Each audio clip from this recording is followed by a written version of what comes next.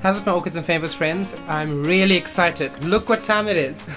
It's orchid unboxing time. Let's see what we've got. This is an order from Afri Orchids. So I've got quite a few interesting species in this order, and I'm really excited to see what's inside.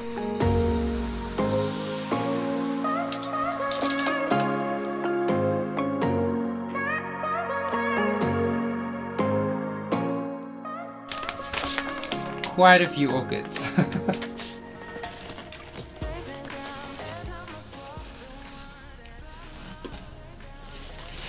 Ta-da! Look how well these things are packed. Pretty funny that I picked up this one to start with. Got something quite interesting to do with this one. So this is the Sigmorchus pusilla. It is a super tiny orchid. Look how tiny that is. So this is a very, very interesting species due to the size of the orchid, and what I'm going to actually be doing with this one, I'm going to be housing this baby alone in this terrarium. That's the plan for this orchid. I was pretty excited to get this one.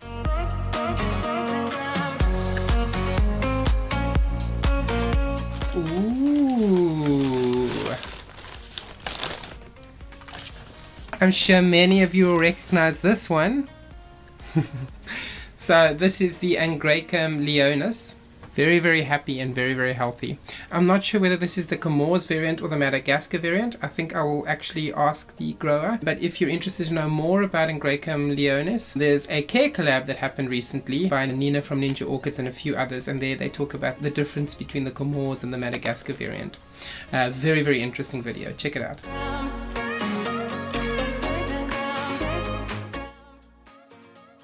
Okay, so I can actually see already what this one is. So this is a pretty interesting story. I've killed 2 of these orchids already, but I had to give it another try, especially since Nina from Ninja Orchids gave me a few tips on how to care for these in one of her recent videos using a humidity chamber or an empty cola bottle over the pot. I'm going to give it another try and see how it goes. I really, really love this one. I really want this one. I've also published an awesome video of this orchid in flower, obviously the previous one I had. So I'm talking about the Ceratostylus rubra or Retosquama. I will definitely insert an image of this. I've had this in flower, so I can show you what that looks like. At the same time, I don't want to take it off this mount. Conundrum.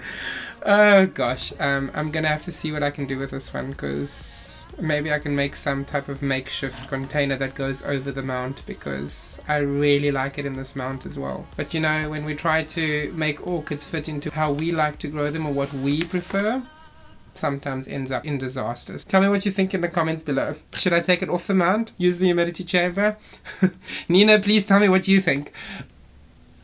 I actually forgot I ordered this one. It's much better than my previous one. Another baby that I happened to kill. Although that was due to direct sunlight, which was stupid of me, honestly. I mean, really, Phalaenopsis in direct sunlight. I think sometimes we just get lazy to move things. So that's the Phalaenopsis pleurisci.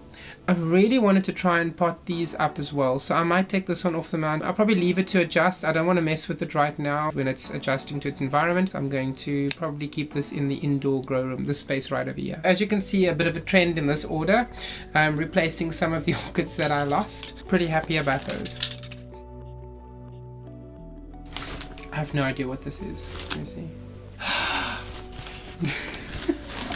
Isn't it exciting when you forget what you've actually ordered and then you open the box? This one I was really excited about. It's got nice new grow tips. So let's see if I can actually pronounce this one. So this is the Phalaenopsis honginensis. This one has very interesting colored flowers. They're like a bronze brown color. I just really, really like the color of the flowers for a Phalaenopsis species. You don't commonly see that color. And if I remember correctly, it also had a very interesting fragrance. Some people were saying like bacon or something. I mean, I'm a vegetarian, so it's not that I like the smell, but I'm just interested to smell this orchid. It's just fascinating how they explain the fragrance. I can't wait to see this one in flower and smell it.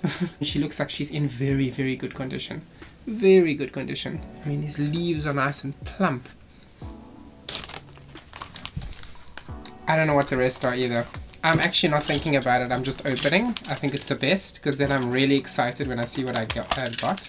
Ooh, I know what this is. This one's definitely coming off the mount. I don't do well with bulbophyllums mounted. So this is the bulbophyllum frostii. I think they're called the Dutch slippers. They have very, very interesting flowers. They literally look like little shoes. I'm a bit worried about what the orchid smells like, because I don't want a foul smelling orchid. But at the same time, the flowers were really, really cute, so I had to get this one. If you grow the bulbophyllum frostii, please let me know in the comments below. Interesting fact, we actually have the odd bulbophyllum growing in South Africa as well. We have our South African species of bulbophyllum, so I must actually look out for that in the shops.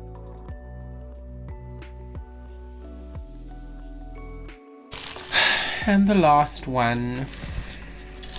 Anyways, let's open it. This one seems pretty heavy. Like there's sand in it. Did I order a terrestrial orchid? Ooh. Oh no, I know what this is. It's a Rupiculus laelia. Obviously this is grown in stones. So this is the Laelia rupestris in excellent condition. Very, very happy. I've got 1, 2, 3, 4, 5 growths on this orchid. I've actually looked at this one online for a while. I've seen it on their shop for a while. I've never ordered it, but I really love Rupiculus laelias. So I'm pretty excited to have this one. I think it has little pink flowers from what I remember, but they were like really tiny and really interesting. So that was the amazing Afri Orchids orchid haul. So let me know in the comments below which of these orchids you want to see more of. Thanks for watching, guys. Enjoy.